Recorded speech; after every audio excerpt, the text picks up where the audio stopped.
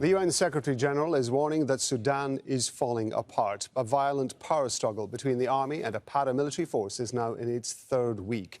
The latest foreign-mediated ceasefire, due to expire at midnight local time on Sunday, has barely taken hold. At least 528 people have been killed.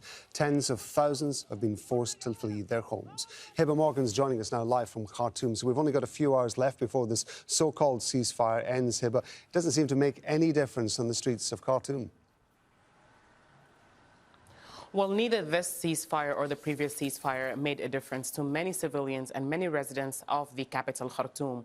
Some were able to flee to neighboring states or across borders into neighboring countries. But those who remain in Khartoum, especially in the northern part of the capital and in the city of Omdurman, in the late hours of Saturday, witnessed intense fighting with artillery strikes and airstrikes launched by both the Sudanese army and the Rapid Support Forces. Now, the Sudanese army was able to take control of Halfaya Bridge. That is a bridge in the northern part of the capital, and was able to push the Rapid Support Forces further south to Shambat Bridge. That all lies in the northern part of the capital. But the fighting was so intense that residents were warned to stay indoors to avoid being caught in the crossfire. Troops were deployed, and many people said that they were not able to leave their homes to get basic necessities or to try to make it out of the capital. And that's in the northern parts of the capital itself. In the southern parts, in the western parts, in the city of Omdurman, people said that the artillery strikes and the airstrikes launched by the Sudanese army and the Rapid Support Forces continued into the early hours of this morning. So as the ceasefire comes to an end, fighting continues between the two sides, the Rapid Support Forces and the Sudanese army. But as the ceasefire is coming to a close, obviously the window for diplomatic efforts is going to be closing as well. Certainly, I would imagine the efforts are going to be more intense. Are we hearing anything at all about anything positive with regard to that diplomacy? Well, it depends on who you're listening to. Now, the Sudanese army 4 days ago said that they agreed to that ceasefire that is due to expire in the next few hours, and that they will be sending an envoy to the South Sudanese capital, Juba, to negotiate with an RSF envoy, and that there will be no direct talks. But then the army chief, General Abdel Fattah al-Burhan, spoke to a U.S. public broadcaster on Friday, and he said that any negotiations with the RSF would be to make sure that they're no longer part of the army and no longer an institution in the country, or to make sure that that they're completely destroyed. So it looks like while the negotiations or while diplomacy is ongoing to try to get the two sides to a negotiating table, both sides, or rather right now for the army, they have one goal in mind: to make sure that the RSF does no longer exist. Then you have the Rapid Support Forces. They say that they will agree to talks if there's a ceasefire in place, and on the ground, the fighting continues between the two sides. Hiba, thank you very much indeed. That's Hiba Morgan talking to us from Khartoum. Tens of thousands of people are trapped in their homes without medicine, water or fuel. In some parts of Khartoum, brief lulls in the fighting are allowing people to stock up on the things they need. Al Jazeera has been hearing from some of them who are risking their lives to look for desperately needed supplies. Thank God the medicines are available here. I even found them at the same price as they were before the fighting. The prices of medicines haven't increased here. To be honest, I was worried the medicine wouldn't be available. I have a patient with kidney failure and we brought him here for treatment. I was worried they wouldn't have the medicine, but thank God they had stock. Honest to God, we work in difficult conditions. We opened the pharmacy despite the sound of gunfire for the sake of families and children. Our problem is how to get stock and in the quantities we need.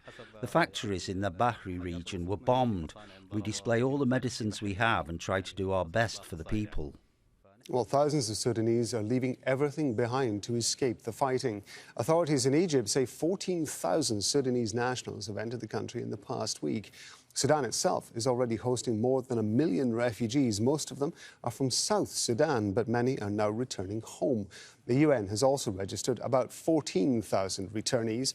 It says as many as 125,000 people are on their way. The UN also says at least 20,000 people have crossed into Chad. They're joining 400,000 Sudanese refugees who were already there. We've got correspondents monitoring the influx of refugees to countries bordering Sudan. Ahmed Idris reports from the town of Khartoum in Chad. This dry riverbed is what separates eastern Chad and the town of Tendalta in western Darfur.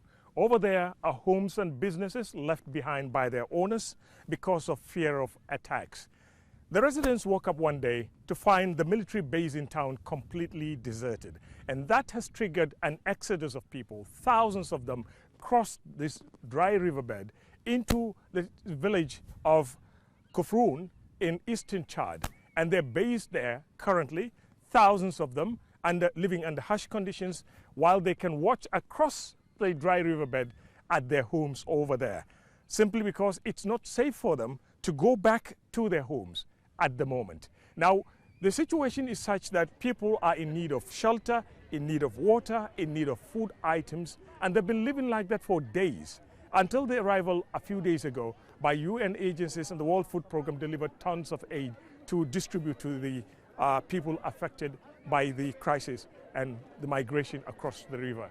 Now, the World Food Programme budgeted for 20,000 people, the food they have in their stores, to deal with the needs of these individuals. However, from all indications, that number is going to outgrow the estimation of the World Food Programme.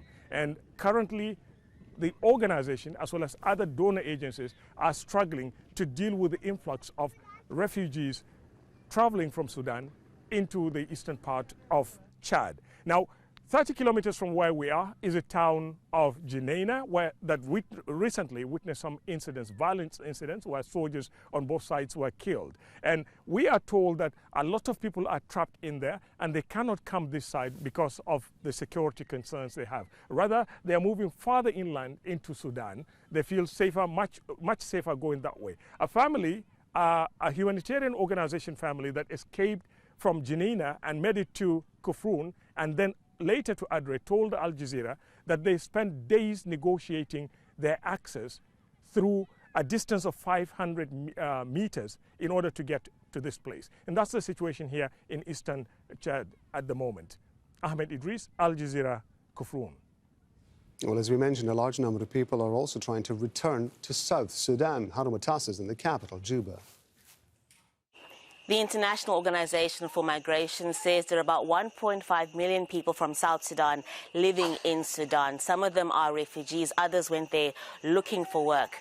When the fighting started, people like Anok Deng and her 6 children left Khartoum and came here to South Sudan's capital, Juba, a journey that took them about 2 days by bus. And they're now staying with family, friends who've taken them in for as long as it takes. Anok Deng says the journey for her and her children to get here was traumatic. My children heard gunfire and saw things they should never see. They are still scared. I am happy we got back to South Sudan safely. No more killing in Sudan! No more killing in Sudan! South Sudan has close ties with its neighbor, Sudan. Remember, this country gained independence from Sudan in 2011. Many people still have friends and families stuck in Sudan, and they're worried about what's happening over there. The same experience that Sudan went is what I went through in our crisis in South Sudan, where we have witnessed people have been killed, people have lost lives, people have been displaced, and children and elderly people have suffered most. So when I saw the fighting in Sudan, it worries me more, because I start wondering the pain that the Sudanese people are going through. Salva Kiir, South Sudan's president, is leading mediation efforts as part of the regional group IGAD. He's trying to get officials from the Sudanese army and the paramilitary RSF to have face-to-face talks here in the capital, Juba. Government officials say it's still a work in progress. Khartoum, Al Jazeera, Juba. Well, the UN says more than 75,000 people have been forced out of their homes by the fighting, but they're still in Sudan. Large-scale evacuations of foreign nationals are still going on. A group of South Africans are among the latest to return home. I feel very, very, very relieved to be at home after a very long, stressful journey. Started on Monday up until today. We are still on the road, trying to get home. 2 weeks was really nerve-wracking. You're uncertain, you don't know what's happening, you travel on the roads, you don't know if you're going to travel, reach your next destination because of the different factions. So you don't know it, but we made it safely.